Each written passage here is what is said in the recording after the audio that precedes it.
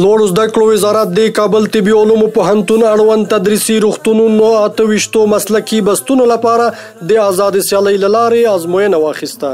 لوړو زده کړو وزارت کار اهل کار ته د سپارلو په موخه د کابل طبي علومو پوهنتون اړوند میوند ستوماتولوژي او سترګو تدریسي روغتونونو 28 مسلکي بستونو لپاره د آزاد سیالۍ له لارې له شاوخوا 1500 نوماندانو څخه ازموینه واخیسته. د یادې ازموینې په پرانیسته کې د لوړو زده کړو وزارت مالی او اداري معین مولوي حافظ محمد حامد حسیب وویل چې د افغانستان اسلامي امارت د لا ډیرو کاري فرصتونو رامنځته کولو هڅه کوي.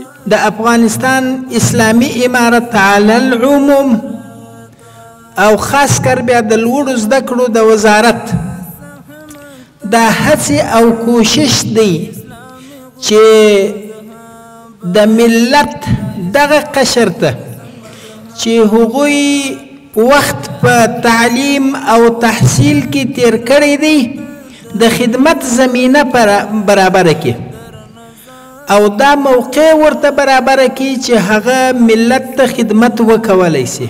نبی کریم صلی الله علیه وسلم فرمایي چې په انسانانو کې بهترین کس هغه کس دی چې هغه خلکو ته نفع ورسیږي. نوموړي ګډونوالو ته د ازموینې د روڼتیا په اړه ډاډ ورکړ او ویل چې په ازموینه کې به وړ کسان بریالي کیږي.